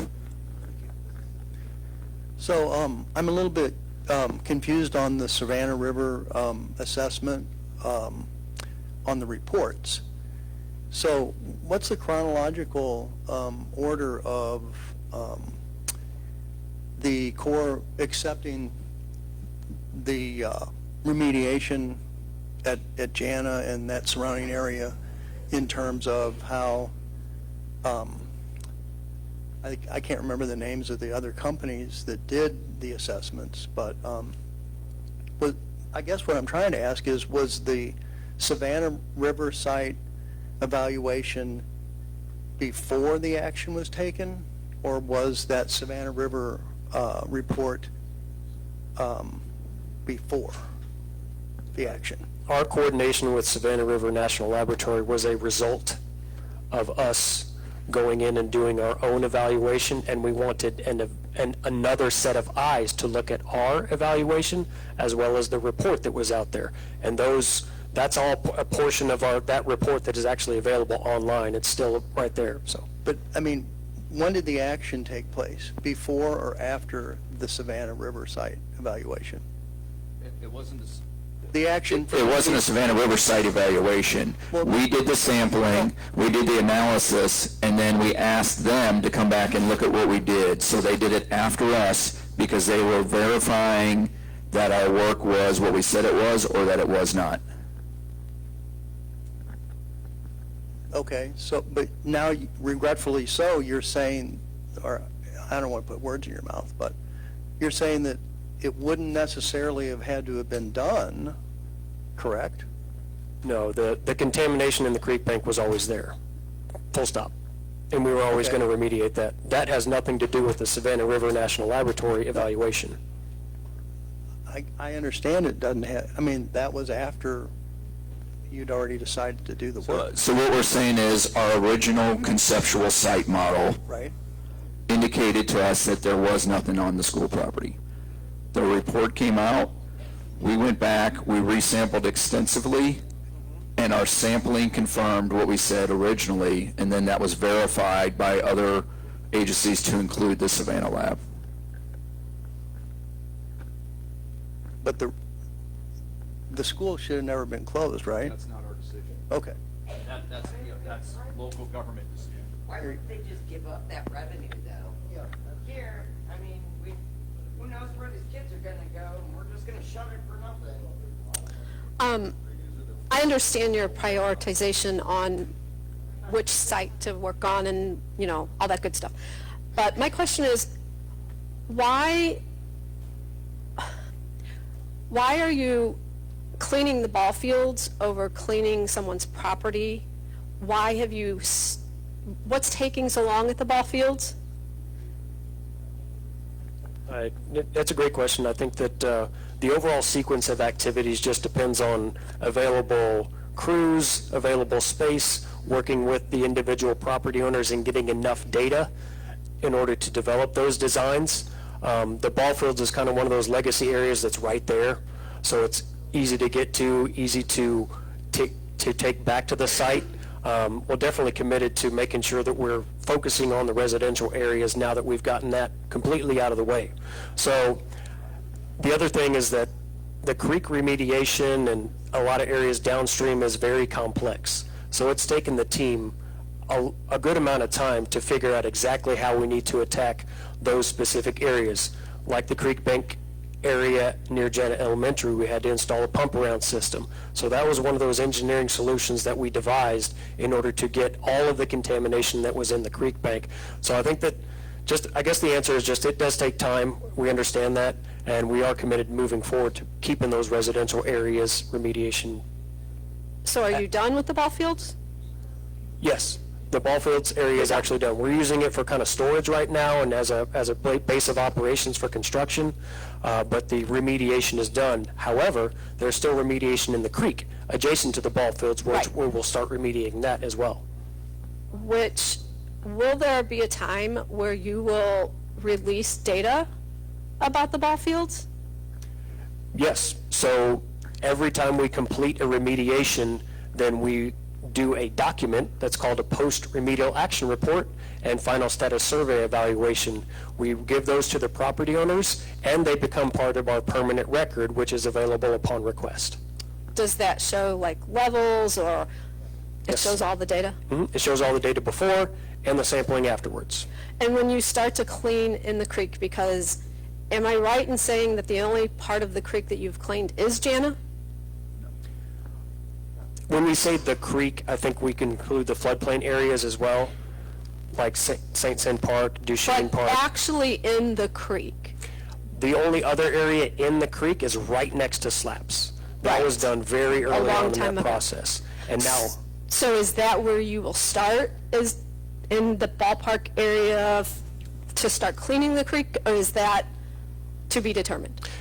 I think that we can specifically say that we're going to areas that have the highest possibility of human contact. Okay. So that's where we're going to prioritize all of those areas. So that's why we're jumping ahead to some of those areas that we mentioned on the slides. All right, thank you. Go ahead. Very quickly, I'd just like to ask you, I grew up in Wedgwood. When we moved in, we were told that topsoil from the creek was put on the yards, so our yards would be really good. All those yards contaminated, plus it was a farm before our houses were built, and they used Coldwater Creek to water it. So have you checked homes in Wedgwood? Have you done anything on those?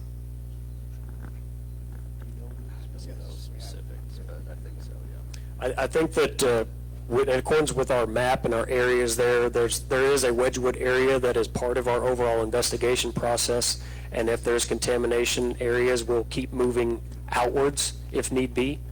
But really quick, you're probably testing by the park, which flooded all the time, and so many of my friends have died.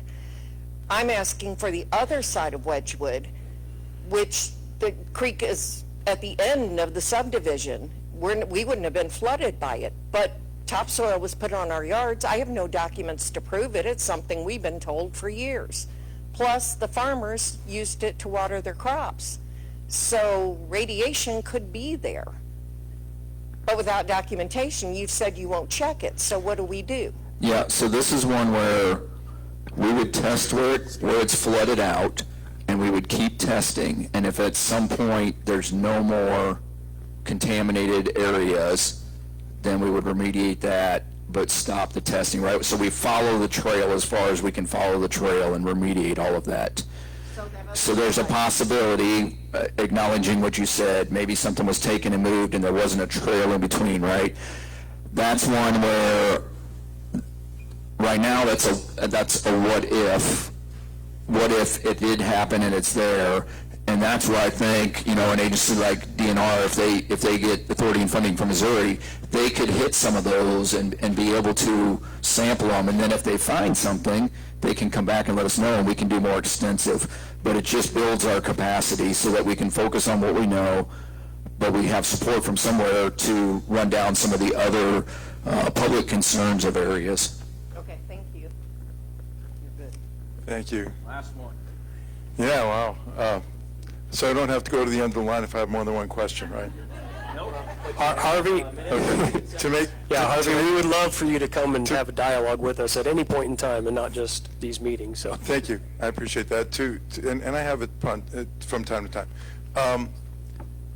To make things easy and quick, yes, no, or it's a matter of priorities, is those three answers are fine. That's actually all I'm looking for. So, Colonel, I'm a little confused about the CERCLA 10 to the minus 1 out of 10,000 versus 1 out of a million risk factor. Within your directions and your command, do you and your staff get to pick where on that scale this cleanup is? Okay, I heard a no answer. Okay, moving on to the next question. Looking at the Mallinckrodt site, I'm concerned about the properties across the highway. It looks like there's actually a footbridge that connects to the other side of the highway, if I'm reading that picture properly. I've never been to the site. And I don't know what the what the prevailing winds are in that area, but I would imagine being that close and just simply being on the other side of the highway, there's probably a good chance that there was some wind-blown stuff going on. I'm not even sure if that highway was there when this was really an active site. So I just kind of ask, think about if there's any justification for wind-blown contamination. Maybe that highway wasn't even there, so there may be other transport mechanisms to look at those residences on the other side of the highway. So that's a matter of priority. I get that. This is a little bit of an odd one, but I really need to ask, and again, it's a matter of priority, and that is, if you look at the Coldwater Creek map, there's 2 red spots, 2 discoveries above contamination cleanup levels that are very, very close to the Missouri River. My understanding is that the Missouri River, when it mixes with the Mississippi, hugs the bank, and the Missouri River itself right there, even before it gets to the Mississippi. I don't know what the recreational opportunities are just downstream from where Coldwater Creek goes in, but if you have contamination spots that close to the mouth where it meets, are you guys looking at all at it's Missouri River? It is on our schedule. We will be doing a Missouri River, mouth of Coldwater Creek sediment study. Okay, so potentially you might go a little bit downstream on the river just to see if not it's on the potentially, banks. we will, yes. Great, matter of priorities. I think we covered all my questions. Thank you. And one more thing, I just want to thank you for your work. I know that you guys have been given orders and you're doing your jobs, and I appreciate that. We wish those orders were different. You've heard that a lot of times. And when you do your jobs well, we appreciate that, and many times you are doing it fantastically well. My heart breaks for all those who have had any impact from health concerns, financial concerns. I'm looking forward to all this. So you can't bring back the dead, you can't undo some of these illnesses, but we can stop new people from being affected, and we can help those who are alive today. Thank you. Okay, I think that's all the questions we're taking. All right, thank you everyone for coming out. We pulled the slide up. If you want to get your phones out, take a picture of this. If you have any other comments or questions, you can submit them on the email, FUSRAP, FUSRAP@usis.army.mil. Thank you, everyone. I just wanted to